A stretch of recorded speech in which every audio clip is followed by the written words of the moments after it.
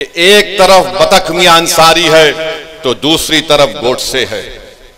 इस देश को फैसला करना पड़ेगा कि क्या वो गोडसे के जहर को अपनाएंगे या फिर बतख मियां के इस तिर्याख को इस्तेमाल करेंगे।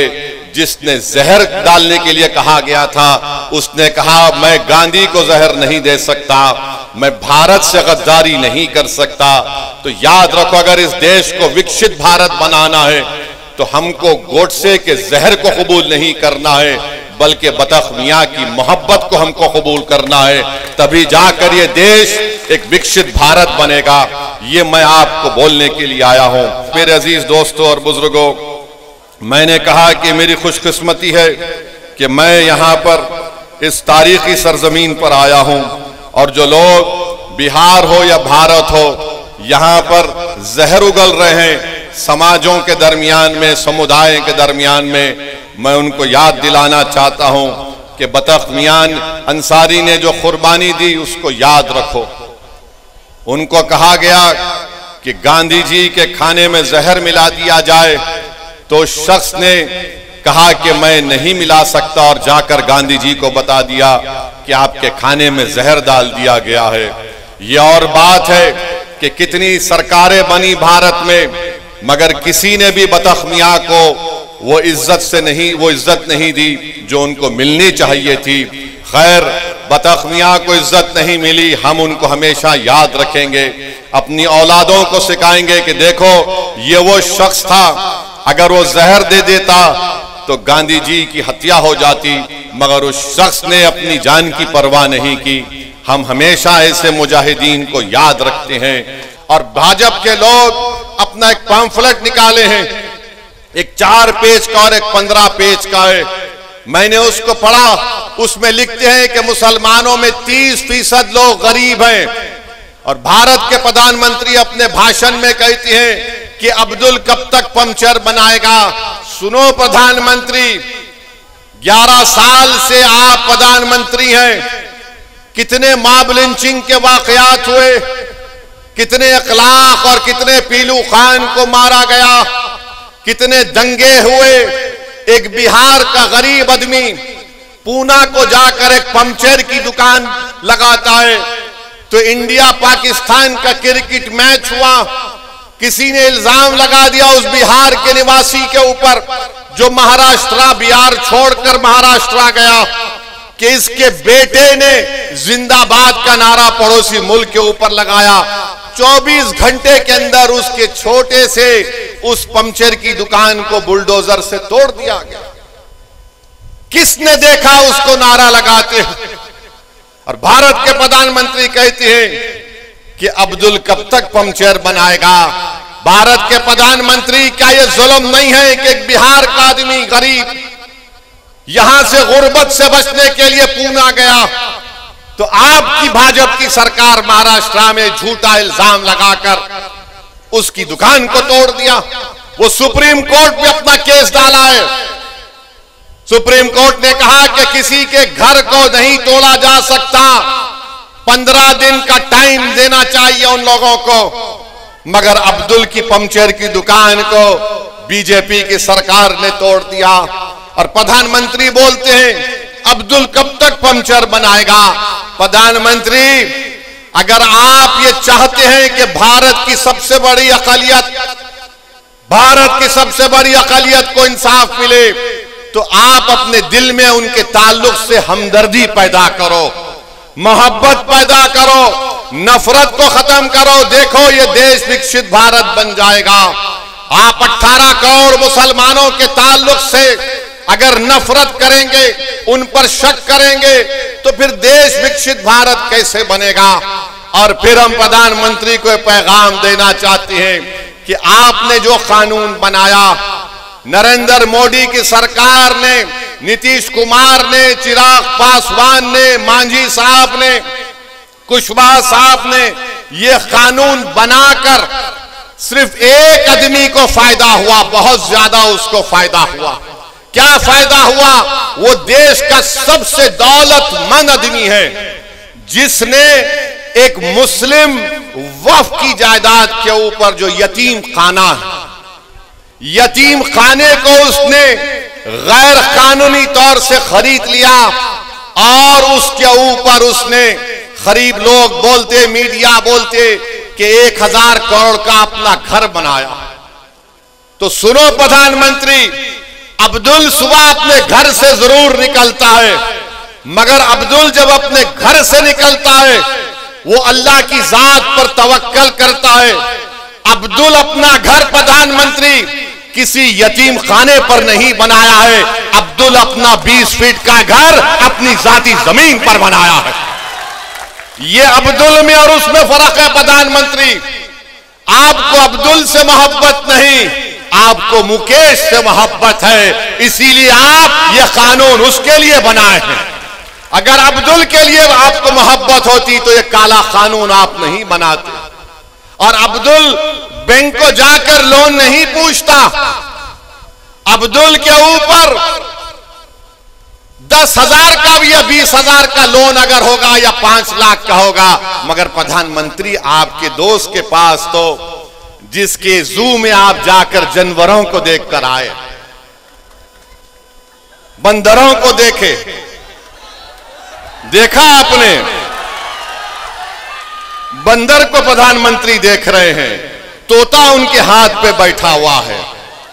तो प्रधानमंत्री यही समझते हैं कि सब तोतों को हाथ पे बिठा लूंगा या किसी को बंदर बनाकर देखूंगा। प्रधानमंत्री ये चंपारण की सरजमीन है, एक राजपूत शेर की तौर पर बैठा हुआ है ढाका में। आप क्यों बनाए यह कानून? सेक्शन 2C किस लिए बनाया गया, बोलो हमको। हमारे हैदराबाद में कहावत है कि मामू की मिठाई की दुकान पर नाना की फातिया। तो प्रधानमंत्री ने हमारे बोरी मुसलमान भाइयों का नाम बताकर मुकेश भाई की फातिया पढ़ दी वहां पर।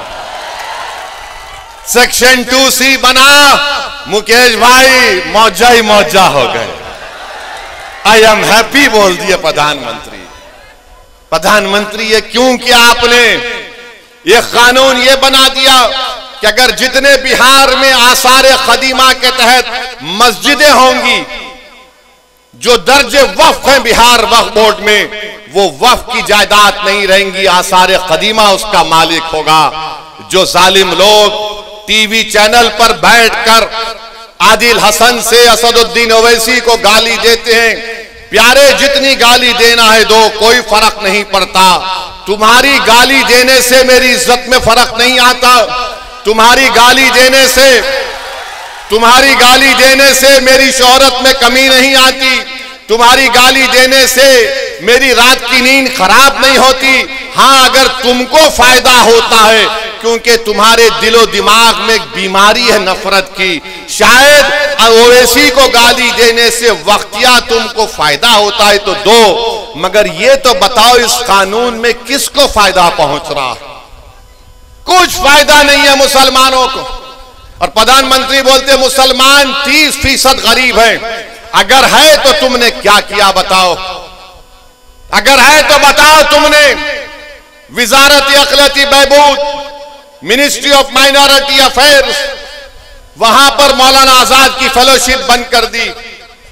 जो अकलियतों के बच्चे जिसमें मुसलमान, सिख, ईसाई, बौद्ध और जैन धर्म के हैं, जो PhD कर रहे हैं, उनको पैसे नहीं देगी सरकार, तो गरीबी आएगी नहीं आएगी?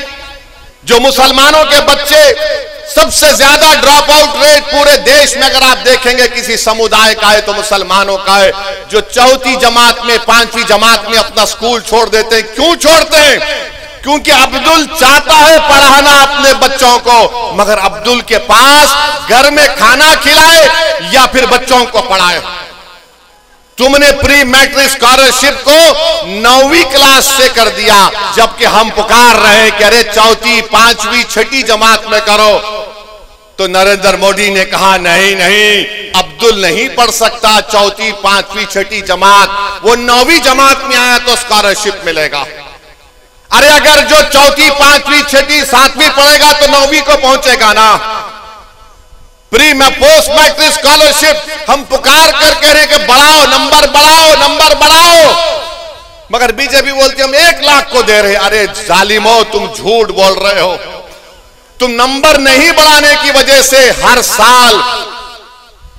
साल डिग्री में हमारे कम से कम 5 लाख बच्चे स्कॉलरशिप से महरूम हो जाते, और बढ़ाने के लिए सिर्फ 1000 करोड़ की जरूरत है, 1500 करोड़। मगर मोदी ने बोलेंगे अब्दुल पंचर बनाता है।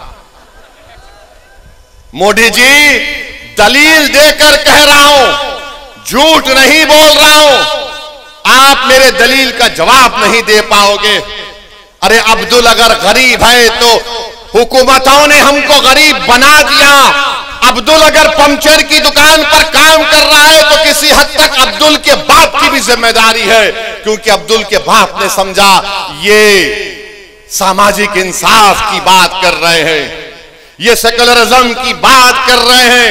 हमने सबका साथ दिया, कभी सामाजिक न्याय पर दिया, तो कभी यादव मुसलमान इत्तेहाद के नाम पर दिया, तो कभी हिंदू मुस्लिम इत्तेहाद के नाम पर दिया। जिसको हमने वोट दिया वो मोटा हो गया, वो महल में जाकर बैठ गया, और जिसने उनको वोट डाला गरीबी उसका मुकद्दर बन के रह गया। तो अब आपको सोचना है कि आप किस तरीके से फैसला लेंगे। हम आपके सामने ये बोलने आए हैं कि भाजपा भी जिम्मेदार है अगर अब्दुल जिम्मेदार गरीब है तो। और बीजेपी अपने पैम्फलेट में कहती है कि 70% वक्फ की जायदाद पर कब्जा हो गया, तो तुम कब्जा कैसे निकालोगे? मोदी ने कानून ये बनाया कि जो 12 साल से जिस जमीन का मालिक अल्लाह है, उस पर अगर वो 12 साल से कब्जे में है, तो मोदी कह रहे हैं कि मालिक तो अल्लाह होगा, मगर मैं कानून बनाकर तुझे मालिक बना रहा हूं। वो 70% अगर जायदादों पर वक्फ की जमीन पर कब्जा हुआ है, तो सब लैंड ग्रैबर काबिजीन उसके मालिक बना दिया आपने। बताओ फिर क्या होगा? यह कानून शियाओं को नुकसान पहुंचाता है, सुन्नियों को पहुंचाता है, बोरियों को पहुंचाता है। यह कानून देवबंदियों को नुकसान पहुंचाता है, बरेलवियों को नुकसान पहुंचाता है, अहले हदीस को नुकसान पहुंचाता है। यह कानून मुसलमानों को नुकसान पहुंचाता है। इसलिए हम आपसे अपील कर रहे हैं कि all India Muslim personal law board ने जो एहतजाजी प्रोग्राम बनाया है, आप उसका साथ दें। आपने बत्ती गुल की थी, 15 मिनट के लाइट गुल कर दी आपने, किया था ना आपने। अब जब विधानसभा के चुनाव आएंगे,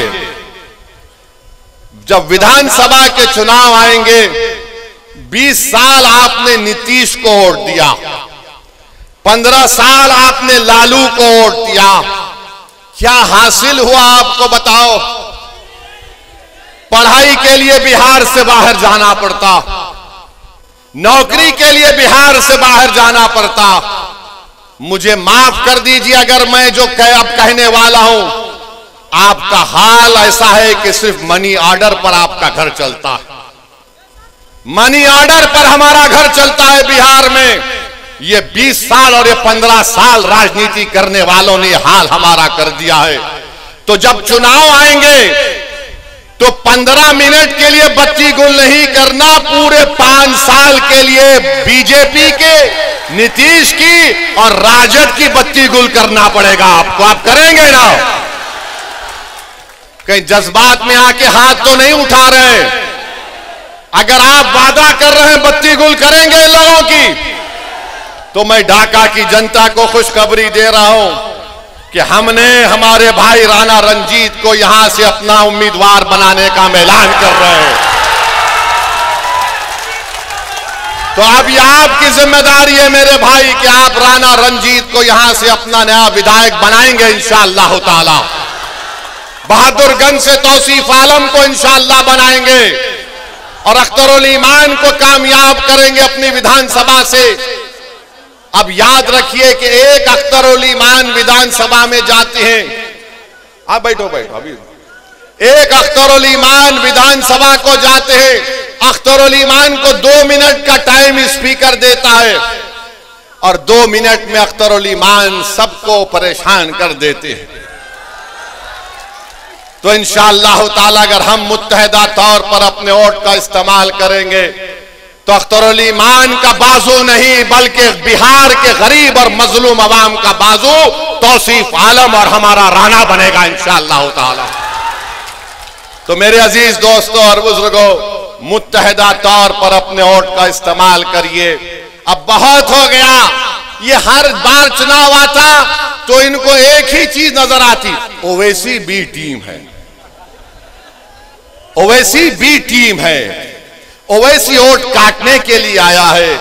अरे तुम याद रखो, जब तक अल्लाह मुझे जिंदा रखेगा मैं तुम्हारी नाक में और दिमाग में दम करके रखूंगा इंशाअल्लाह ताला। तुम जितना बोलते बोल लो, मगर लालू जी आपके 15 साल हमको क्या मिला बताओ? नीतीश 20 साल बताओ बिहार के गरीबों को क्या मिला? आप 20 साल मुख्यमंत्री रहे। अब तो एक वीडियो देखा कि जनगण मन हो रहा है तो नीतीश कुमार हाथ पकड़ के ऐसा ऐसा कर रहे हैं, नहीं मालूम क्यों कर रहे हैं। शायद अख्तरुल ईमान के पास वो डॉक्टर भी है, सियासी डॉक्टर भी है। आप बताइए आप किसका साथ देंगे?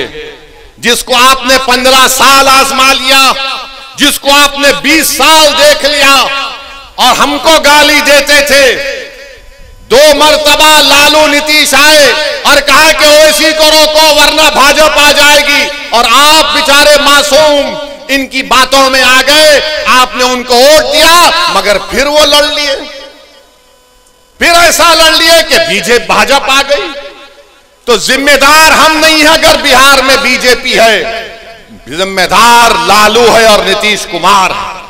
और याद रखिए हमारी जिम्मेदारी नहीं है, हमने कभी भी फिरका परस्ती का साथ नहीं दिया। हमने हमेशा हिंदू मुस्लिम इत्तेहाद को मजबूत करने का काम किया।